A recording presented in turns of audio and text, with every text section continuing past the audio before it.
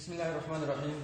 If you see second year के course conversion of galvanometer into voltmeter के topic के साथ हाजिर हूँ।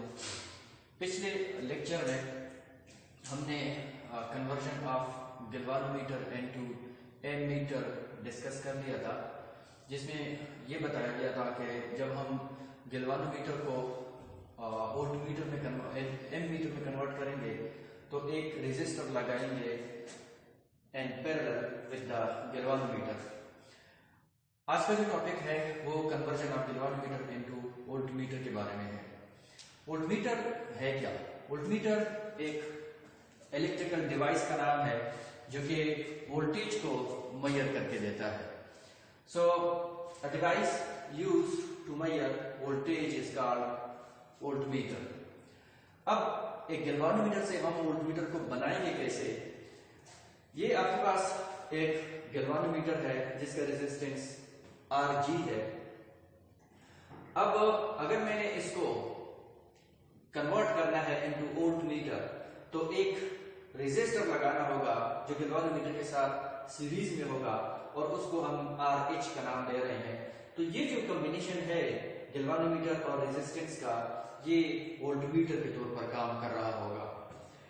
अब यहाँ इस गैल्वानोमीटर का रेजिस्टेंस कितना होगा? तो अगर आप देखिए ये दोनों सीरीज में हैं, Rg और RH दोनों सीरीज में हैं, तो वोल्टमीटर का जो रेजिस्टेंस है वो बराबर होगा Rg प्लस RH। ये हमारे पास रेजिस्टेंस ऑफ द वोल्टमीटर है जो कि Rg प्लस RH के बराबर है। अब रेंज ऑफ वोल्टमीटर कितना होगा? मतलब कि मैक्सिमम कोई गैल्वानोमीटर कोई वोल्टमीटर कितना तक वोल्टेज को मेजर कर सकता है, तो वो किस चीज पे डिपेंड करता है वो हमने देखना है। हमारे पास एक वोल्टमीटर है जो कि आप इस शेप में देख सकते हैं, कॉम्बिनेशन ऑफ Rg और RH। इसके साथ अगर मैं इस बैटरी की पोटेंशियल को कैलकुलेट करना चाहूँ, मेजर करना चाहूँ तो वो कितना है, तो मैं इस बैटरी के साथ इसको लगा कनेक्ट कर रहा हूँ। अब यहाँ पे जो वोल्टेज है, चूंकि इस वक्त अगर आप देखिए ये सीरीज कॉम्बिनेशन है, तो इसमें यहां से बैटरी जो पोटेंशियल प्रोवाइड कर रहा होगा वो यहाँ पे डिसिपेट हो रहा होगा। सो मैं अगर किरचॉफ वोल्टेज लॉ का इस्तेमाल करूं तो V बराबर होगा IG RG।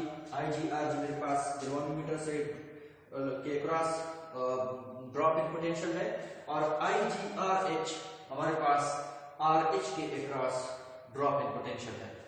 तो मैं यहां से IG की RH की वैल्यू अगर निकालूं तो IG RG RH equal to V, और ये इधर शिफ्ट हो जाएगा तो माइनस IG RG।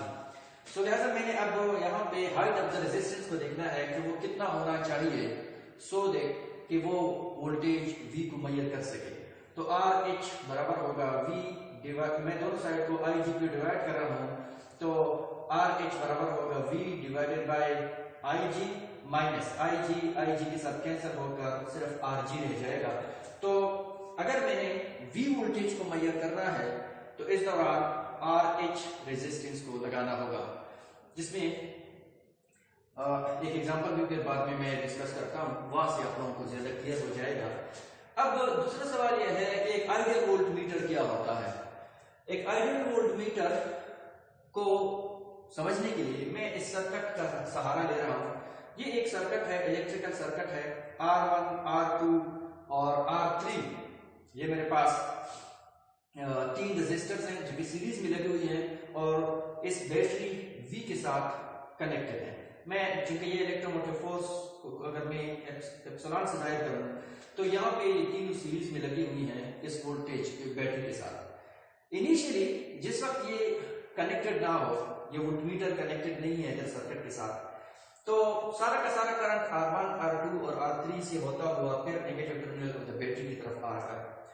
लेकिन अगर मुझे कोई ये कहे कि आप R2 के अक्रॉस जो ड्रॉप इन पोटेंशियल है उसको मालूम कर लो, तो मैं एक वोल्टमीटर को उठा दूंगा और उस वोल्टमीटर को R2 के साथ पैरेलल कनेक्ट कर लूंगा। तो जब मैं यहाँ पे इसके को R2 के साथ पैरेलल कनेक्ट कर रहा हूं तो आप देखेंगे कि यहाँ जब मैंने इसको कनेक्शन दी तो आप देख रहे हैं कि यहाँ जो करंट आई जा रहा था पहले सारा R2 के अलावा, अब कुछ ना कुछ करंट जो है वो इस वोल्टमीटर से भी पास होगा।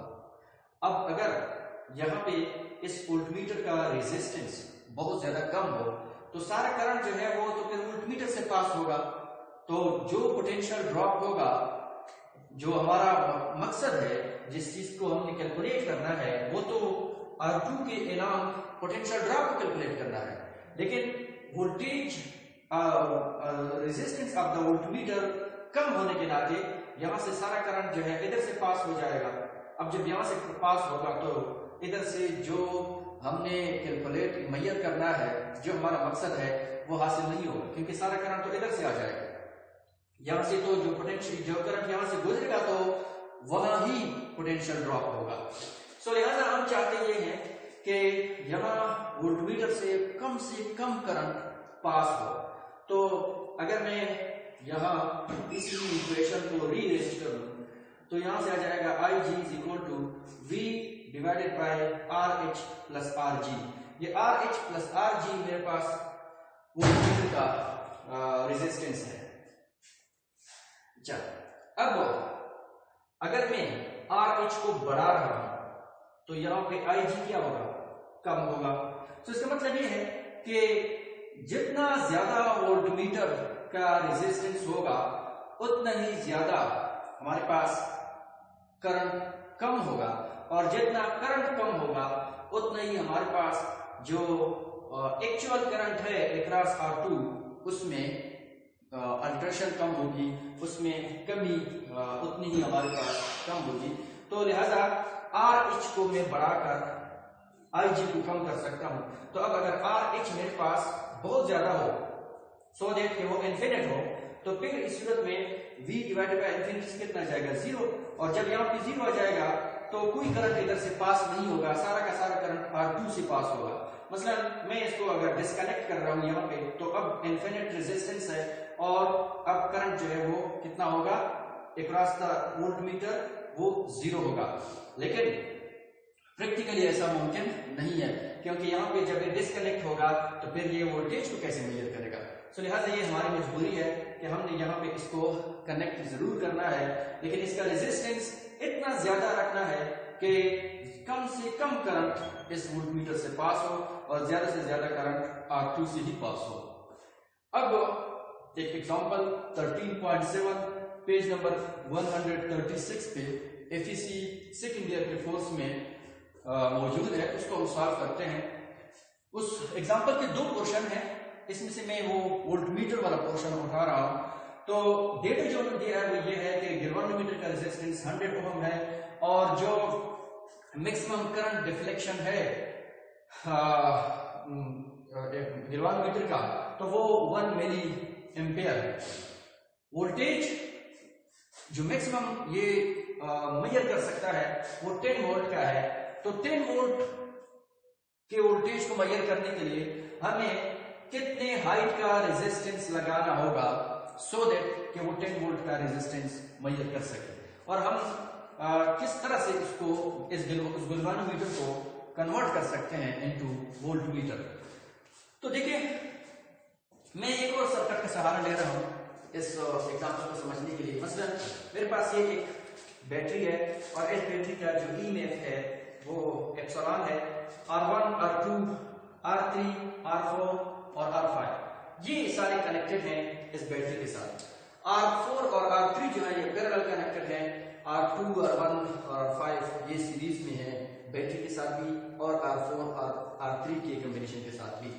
मुझे कहा गया है मसलन कि आप R4 के अक्रॉस होने वाले पोटेंशियल ड्रॉप को कैलकुलेट कर लो, तो मैं एक वोल्टमीटर उठा लूंगा और वो वोल्टमीटर उठाकर यहां इस R4 के साथ पैरेलल लगा दूंगा।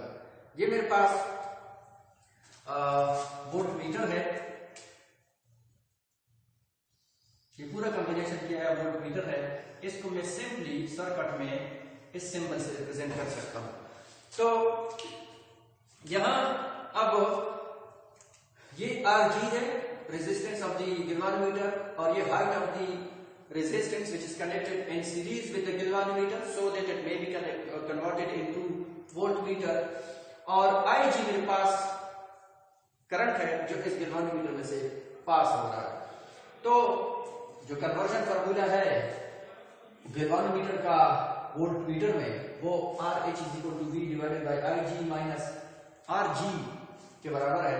तो RH बराबर होगा V मेरे पास कितना है 10 डिवाइडेड बाय IG कितना है 1 मिली एम्पियर जो कि 10⁻³ एम्पियर होता है।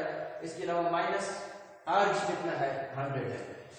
अगर 10⁻³ ऊपर चला जाए तो ये बन जाएगा किलो और किलो मल्टीप्लाई बाय 10 से आ जाएगा 10,000 माइनस 100। इसको जब मैं करता हूं तो यहां से आ जाएगा RH बराबर 9900 ओम, जिसको मैं इन टर्म्स ऑफ प्रीफिक्स लिख सकता हूं 9.9 किलो ओम।